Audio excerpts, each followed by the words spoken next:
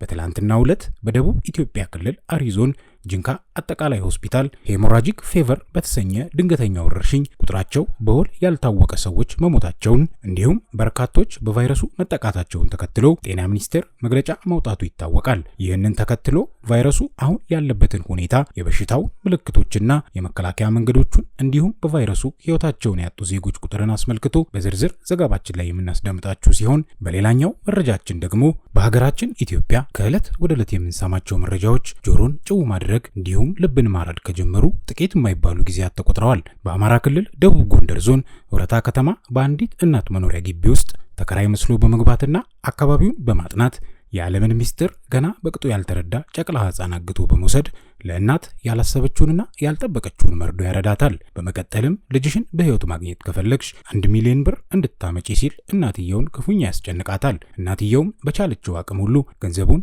እንዲቀንስላት ብትማጸንም ያሰበችው ግን አልሆንላትም። በዚህ የጭንቀት ሰዓት ውስጥ ግን ወላጅ እናት ከፖሊስ የደረሳት መረጃ ደግሞ እጅጉን አሳዛኝና ልብ ሰባሪ ሆኖባታል። ፖሊስ ሕፃኑ መገደሉንና ተጥሎ መገኘቱን ነበር ያረዳት። ይህንን ተከትሎ ፖሊስ ያወጣውን ዝርዝር መረጃ የምናስደምጣችሁ ሲሆን በብዙ ኢትዮጵያውያኖች ዘንድ ቁጣን የጫረውና በሐዋሳ ኢንዱስትሪያል ፓርክ የተከሰተው አሳፋሪው የቻይናዊ ድርጊት እንዲሁም ጉዳት የደረሰበት ግለሰብ አሁናዊ ሁኔታና በጥፋተኛው ግለሰብ ላይ ስለተወሰደው እርምጃ የምናስደምጣችሁ ሲሆን በመጨረሻም ከአንድ ወር በፊት በሰሜን ወሎ ዞን ቆቦ ከተማ የተገደለችውን ወጣት ሊዛ ደሳለኝን አስመልክቶ ፖሊስ ደረስኩበት ያለውን መረጃ እንዲሁም ሌሎች በሰዓቱ ልታደምጧቸውን የተገቡ የዕለቱን አበይት መረጃዎች አያይዘን ወደ እናንተ እናደርሳለን። ሰላም ጤና ይስጥልን ውድ የእውነት ቲዩብ አድማጭ ቤተሰቦች በያላችሁበት ሁሉ ሰላማችሁ የበዛ ይሆን ዘንድ እየተመኘን ከላይ በመግቢያችን ወደ አነሳናቸው መረጃዎች ተሸጋገርን። እስከ መረጃው ፍጻሜ ድረስ አብራችሁን ትቆዩ ዘንድ በትህትና እየጠየቅን ለቻናላችን አዲስ የሆናችሁ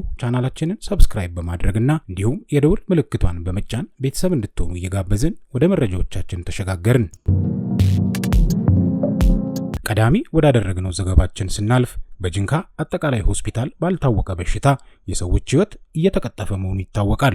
በደቡብ ኢትዮጵያ ክልል አሪ ዞን የሚገኘው ጂንካ አጠቃላይ ሆስፒታል ከቀናት ህመም በኋላ ለሞት እየዳረገ ባለውና ምንነቱ ያልታወቀ በሽታ ምክንያት በከፍተኛ ድንጋጤ ውስጥ መሆኑ ተዘግቧል። በዚህም የሆስፒታሉን ዶክተሮች ጨምሮ የሌሎች 5 ሰዎች ሕይወት ማለፉ ተነግሯል። በሽታው ሰዎችን ከ3 እስከ 5 ቀናት ባለው ጊዜ ውስጥ ለሞት እየዳረገ መሆኑን የሆስፒታሉ ባለሙያዎች አስታውቀዋል። በሆስፒታል ውስጥ ያሉ የጤና ባለሙያዎች የበሽታውን ምንነት ማወቅ እንዳልቻሉም ገልጸዋል። ነገር ግን የሚታዩ ምልክቶች የሚከተሉትን ያካትታሉ።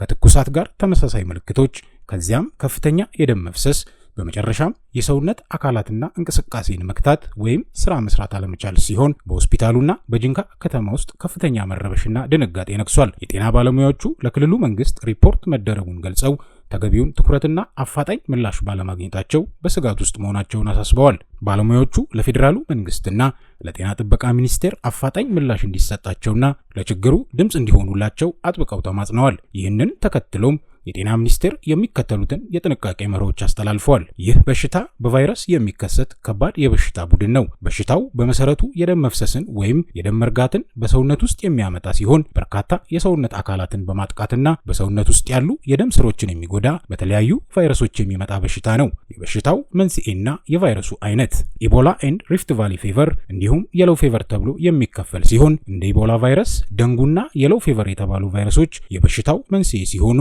በትንኝ ንክሻም የሚመጡ ናቸው። በሽታው ስሙ እንደሚያመላክተው በተለያዩ የሰውነት ክፍሎች ደም እንዲፈስ በማድረግ ለሞት የሚዳርግ ሕክምና አልባ አደገኛ በሽታ ነው። በተለያዩ የሰውነት ክፍሎች ደም መድማትና መፍሰስ ከተከሰተ የበሽታው ከባድ ደረጃ ምልክት ነው። በሽታው እንዴት ይተላለፋል ለሚለውም ጥያቄ በእንስሳት ለምሳሌ እንደ አይጥ ባሉ ሽንት፣ ምራቅ ወይም ሌሎች ከሰውነት የሚፈልቁ ፈሳሾች በሚነካኩበት ጊዜ ሲሆን ሁለተኛው በነፍሳት ንክሻ ይሆናል። ሶስተኛው ከሰው ወደ ሰው ከተያዘ ሰው የሚገኝ ደም፣ ምራቅ፣ የሰውነት ፈሳሾች ወይንም ሌሎች ክምችቶች በቀጥታ በሚነካኩበት ጊዜ ይህ ለበሽታው ከባዱና ዋነኛው የመተላለፊያ መንገድ ይሆናል። የበሽታው ምልክቶቹ በድንገት ሊታዩና በፍጥነት ሊባባሱ ይችላሉ። አንድ ሰው በቫይረሱ ከተጠቃ ከ2 እስከ 21 ቀናት ውስጥ ምልክቶቹ መታየት ይጀምራሉ። መጀመሪያ ላይ የሚታዩ ምልክቶቹን በሁለት ከፍሎ ማየት የሚቻል ሲሆን የመጀመሪያው ቀለል ያሉ ምልክቶችና የመጨረሻው አደገኛና አስጊ ደረጃ ሲደርስ የሚታዩ ናቸው። የመጀመሪያው ቀለል ያሉ ምልክቶች ከፍተኛ የሰውነት ሙቀት ወይንም ትኩሳት፣ ድካምና የመዛል ስሜት፣ የጡንቻ የአጥንት ህመምና ቁርጥማት፣ ከባድ የሆነ ራስ ምታትና የጎሮሮ ህመም ናቸው። የበሽታው ከባድ ምልክቶች ደግሞ በሽታው እየተባባሰ ሲሄድ የሚታዩ ሲሆን እነርሱም በቆዳ ስር ደም መውጣት፣ ከአፍንጫ ከዓይንና ከጆሮ ጀምሮ ደም መፍሰስ፣ የጭንቅላት አእምሮ መናጋት፣ መደንገጥ፣ ራስን መሳት፣ ኮማ ውስጥ መግባትና የኩላሊት እንዲሁም የጉበት መጎዳትና ስራ ማቆም ሲሆን ከፍተኛ ድካምና ሾክ እንዲሁም የበርካታ አካላት ስራ አለመስራት ይሆናል። በሽታውን እንዴት መከላከል ይቻላል ለሚለው ጥያቄ በሽታው በትንኝ ንክሻ አማካኝነት የሚተላለፍ በመሆኑ የአልጋ ጎበርን አናፍሶ መጠቀም ከሞት መታደግ ስለሆነ በአግባቡ ይጠቀሙበት። ከታማሚ ሰው ጋር ያለዎትን ንክኪ መከላከልና አፋጣኝና አስፈላጊ የህክምና እርዳታን ማግኘት አስፈላጊ በመሆኑ በሽታው ሙሉ በሙሉ ማዳን የሚቻል ህክምና የለውም። መከላከል ብቸኛው ቁልፍ መንገድ ነው። የሚከተሉትን ማድረግ ይጠበቅብዎታል ሲልም የጤና ሚኒስቴር በመግለጫው አካቷል። እጆን በንጽህና ይታጠቡ። በሳሙናና በንጹህ ውሃ ዘውትር ማጠብ አስፈላጊ ነው። ሁለተኛ፣ ከሌሎች ሰዎች ክምችቶች ራስዎን ይጠብቁ። ከሰዎች ደም፣ ምራቅ ወይንም ሌሎች ከሰውነት የሚለቀቁ ፈሳሾች ንክኪዎችን ራስዎን ይጠብቁ። ይህ ለቤተሰብ አባላትና በተለይም ለህክምና ባለሙያዎች እጅግ አስፈላጊ ነው።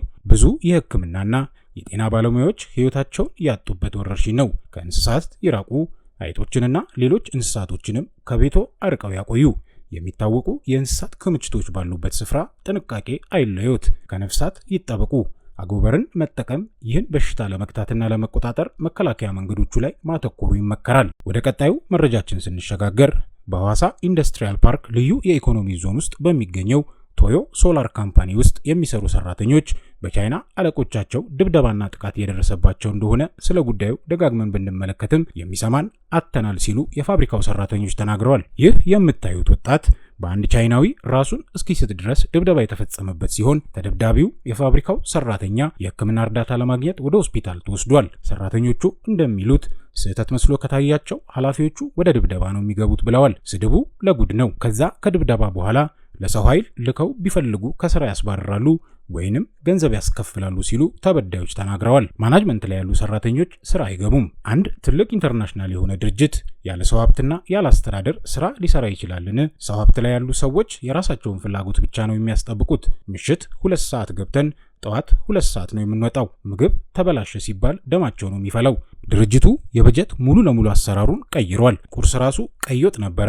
አሁን ግን ሻይ፣ ዳቦና ሩዝ ተጨመረ ተብሎ የጨጓራ በሽተኛ አደረጉን። ስንመጣና ስንቀጠር በሕክምና የጤና ምርመራ አድርገን የተቀጠር ነው። ነገር ግን ሰው ሲወጣ በሽተኛ የሆነ ነው የሚወጣው ሲሉ ሰራተኞቹ ምሬታቸውን ገልጸዋል። ይህ ድብደባ በባለፈው እሁድ ኖቬምበር 9 2025 እንደተፈጸመ ይታወቃል። ይህንን ተከትሎም የኢንዱስትሪ ፓርኮች ልማት ኮርፖሬሽን እና የኢትዮጵያ ኢንቨስትመንት ኮሚሽን በሐዋሳ ልዩ ኢኮኖሚ ዞን በሚገኘው ቶዮ ሶላር ኩባንያ ውስጥ የተፈጠረውን ግጭት በማጣራት የሚከተለውን መግለጫ አስተላልፏል። ግጭቱ የተነሳው በስራ ገበታ ላይ በተደጋጋሚ በሰዓቱ አልተገኘህም በሚል በተነሳ ለመግባባት ሲሆን ግጭቱ በአንድ የውጭ ዜግነት ባለው ሱፐርቫይዘር እና አንድ ኢትዮጵያዊ ሰራተኛ መካከል የተፈጠረ አምባጓሮ ነው ሲሉ ገልጸዋል። ከዚህ በማስቀጠልም አለመግባባቱ በህግና በኩባንያው ፖሊሲ እንጂ ሰብአዊ መብትን በጣሰ መልኩ በጸብ መፈታት አልነበረበትም በሚል መግባባት ላይ ተደርሷል። በዚህም መሰረት ኩባንያው በአጠቃላይ 5 ኃላፊዎች ላይ እርምጃ ወስዷል። አንደኛ፣ ከስራ የተሰናበቱ 2 ሰራተኞች።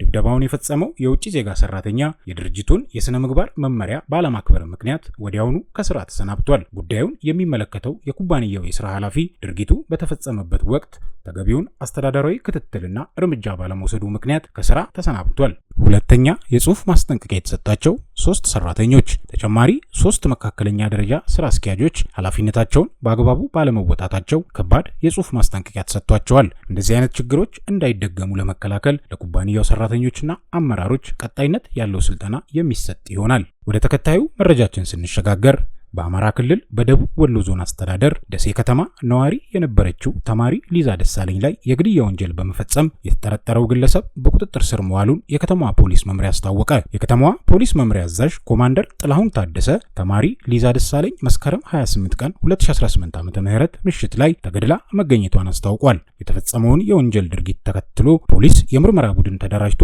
ጉዳዩን እየተከታተለ ይገኛል ያሉት ኮማንደር ጥላሁን በዚህም ህዳር 2 ቀን 2018 ዓ.ም በግድያ ወንጀሉ የተጠረጠረ ግለሰብ በቁጥጥር ስር መዋሉን ገልጸዋል። በመምሪያው የወንጀል ምርመራ ምክትል መምሪያ አዛዥ ኮማንደር ተሾመ ተስፋዬ በበኩላቸው ተጠርጣሪው ሞባይል ስልክ ለመቀማት በሚል የፈጸመው ድርጊት መሆኑን በመግለጽ የእምነት ክህደት ቃሉን ሰጥቷል ብለዋል። አያይዘውም ፖሊስ ምርመራውን አጠናክሮ በመቀጠል ቀሪ የምርመራ ስራዎችን እንደሚያከናውን መግለጻቸውን ከስፍራው የደረሰን ዘገባ ያሳያል። በቅርቡ በደሴ ከተማ ቦርከና ቀበሌ ሀቢታት ተብሎ በሚጠራው ቦታ ላይ በአሰቃቂ ሁኔታ ህይወቷ ያለፈው ወጣት ሊዛ ደሳለኝ ግድያ ላይ ምርመራ መጀመሩን የከተማው ፖሊስ መምሪያ ማስታወቅ ይታወሳል። ወጣቷ መስከረም 28 ቀን 2018 ዓ.ም ሞባይል ስልክ ለማሰራት ከምሽቱ 1 ሰዓት አካባቢ ከቤቷ በወጣች በአንድ ሰዓት ውስጥ ጥቃት ተፈጽሞባት መንገድ ዳር ወድቃ የተገኘች ሲሆን ለሕክምና እርዳታ ወደ ደሴ ሪፈራል ሆስፒታል ብትወሰድም ህይወቷን ማትረፍ አለመቻሉ ተገልጿል። በአማራ ክልል ደቡብ ጎንደር ዞን ወረታ ከተማ ውስጥ አንድ ግለሰብ በአንዲት እናት መኖሪያ ግቢ ውስጥ ተከራይ ሆኖ በመግባት